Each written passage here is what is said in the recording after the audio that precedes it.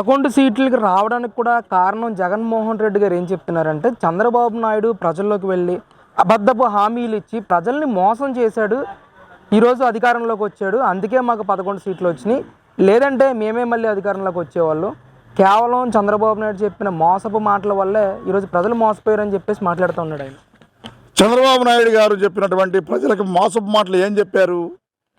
ఆయన గారు రాంగలోనే పెన్షన్ విధానాన్ని 4,000 రూపాయలు చేశారు.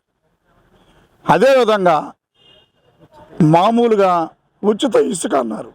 ఒక ట్రాక్టర్ ఇసుక 7,000 రూపాయలు ఉన్న ఇసుక ఈరోజు ఇష్టానుసారంగా విజయవాడ నుంచి నందిగామ ఎక్కడైనా కానీ 1,500 దొరుకుతుంది. ఇంకొకటి తమ్ముడు, నేను అసలు వాళ్ళు తెలుసుకోవట్లేదు, కానీ నాకు చాలా బాధగా ఉంది. వేరే విధంగా నేను మాట్లాడలేదు. అదేవిధంగా దివ్యాంగులకి 6,000 రూపాయలు పెంచాడు. ఒకే జగన్మోహన్ రెడ్డి గారు ఒకటి గుర్తుంచుకోండి సార్, మీరు అధికారంలో ఉండగా 3,000 రూపాయలను 500 రూపాయలు పెంచడానికి 2 సంవత్సరాలన్నర పట్టింది. 1,000 రూపాయలు పెంచడానికి మీకు 5 ఏళ్ళు పట్టింది. నారా చంద్రబాబు నాయుడు గారు ప్రమాణ స్వీకారం చేసిన మరుక్షణమే 4,000 రూపాయలు ఇచ్చారు.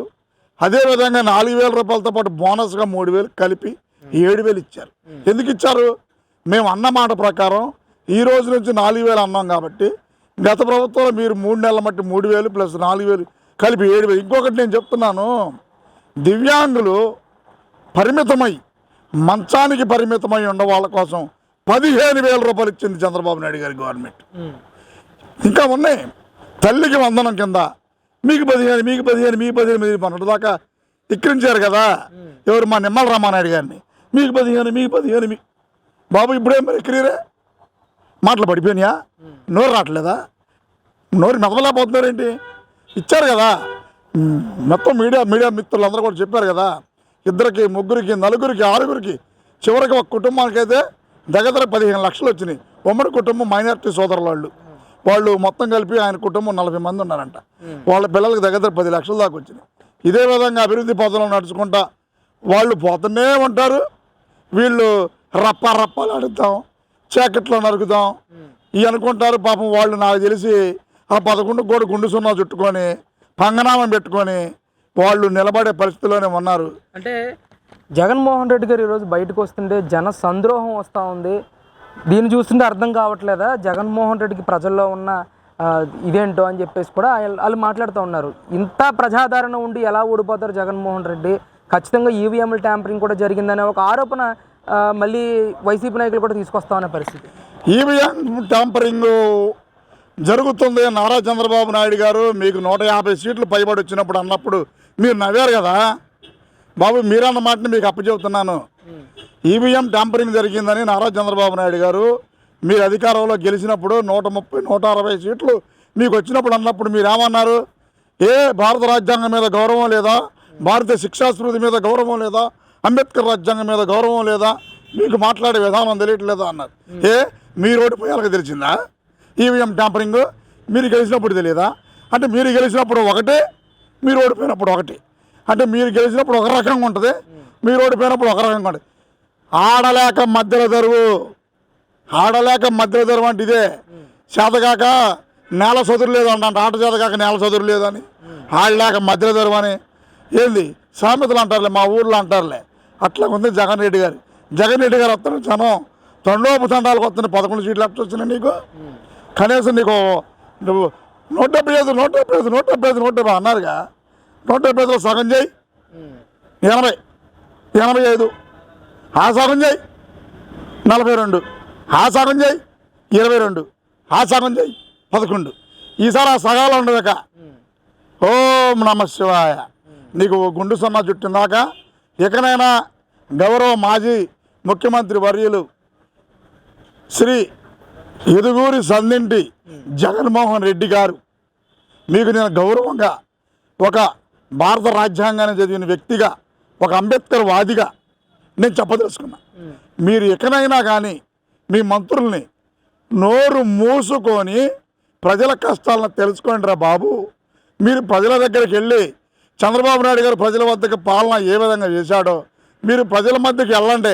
ఇళ్లలో కూర్చొని ఏసీ రూముల్లో కూర్చొని ప్రెస్ మీట్లు పెట్టి రపరపలాడుద్దాం. చీకట్లో చేసేద్దాం, మంటలు చేసేద్దాం, ఇది కాదు.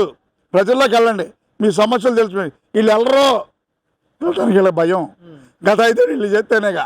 గత 5 ఏళ్ళు వీళ్ళు చేస్తే గడచిన 5 సంవత్సరాలు వీళ్ళు ప్రభుత్వం పరిపాలనలో అభివృద్ధి పదవులను నడిపించినట్లయితే ఈరోజు ప్రజల్లోకి వెళ్ళి చంద్రబాబు నాయుడు గారు ఈ రోజు కూడా ఓడిపోయిన ప్రజల ముందుకు వెళ్ళారంటే కారణం వాళ్ళు చేసిన అభివృద్ధి ఇప్పటికీ ఉంది. సిమెంట్ రోడ్లు కానీ, డ్రైనేజీలు కానీ, పంచాయతీలు కానీ, ఇళ్ల పట్టాలు కానీ, గృహ నిర్మాణం కానీ, ఎన్టీఆర్ భరోసా పెన్షన్ కానీ, తల్లికి వందనం కానీ, ఇసుక కానీ, వితంతు పెన్షన్ కానీ, మళ్ళీ ఈ రోజున ప్రతి ఒక్క దాంట్లో కూడా ఇంకొకటి నేను చెప్పదలుచుకున్నా, అమరావతిని అత్యంత అభివృద్ధి పథంలో నడిపే దిశగా నారా చంద్రబాబు నాయుడు గారు ముందడుగేస్తున్నారు. ఇలాంటి వాళ్ళు ఎంత చివాకులు పేలినా నారా చంద్రబాబు నాయుడు గారు వీళ్ళ గురించి పట్టించుకోడు. ఆయన is a visionary leader of in our India. మన భారతదేశంలో ఉన్నటువంటి పొలిటికల్ సీనియర్ అనాలిసిస్లో ఉన్నటువంటి మన రాష్ట్రానికి దక్కడం నారా చంద్రబాబు నాయుడు గారు, అది మన అదృష్టం.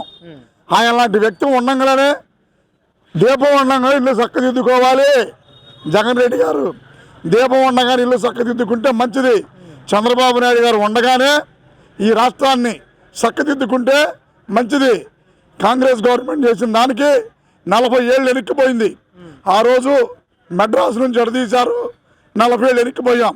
హైదరాబాద్ నుంచి ఎడతీశారు, 40 ఏళ్ళు వెనక్కి వచ్చాం. మా బాబు గారు బాగు చేయటం, మీరు నాశనం చేయటం, బాబు గారు బాగు చేయటం, మీరు నాశనం చేయటం. ఈసారి మీరు రారులే. చంద్రబాబు నాయుడు గారు డైరెక్ట్ 10 సంవత్సరాలు పరిపాలించి ఈ అభివృద్ధి అంటే ఏందో చూపిస్తారు. అభివృద్ధిని చూసి మీరు తట్టుకోలేరు. కానీ ఇకనైనా మాజీ మంత్రులు, ముఖ్యంగా బందర పార్లమెంట్ నుంచి ఓడిపోయినటువంటి పేరుని నాని గారు నా మాటేనండి. రప్పలాడియటం చీకట్లో మీరొక్కళ్ళకే రప్పలాడియటం కాదు. మీరొక్కళ్ళే చీకట్లో రప్పలాడితే మేము రప్పలాడించగలం. కానీ ఎందుకు ఆడేమో తెలుసా?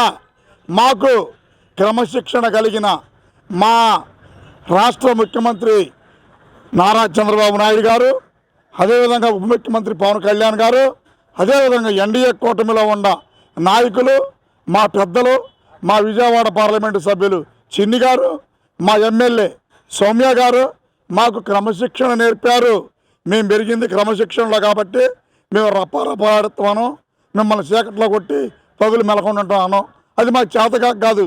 మాకు ఎందుకు చేత కాదంటే మమ్మల్ని మాట్లాడినెవరో మాట్లాడినా మాకు అది వద్దు.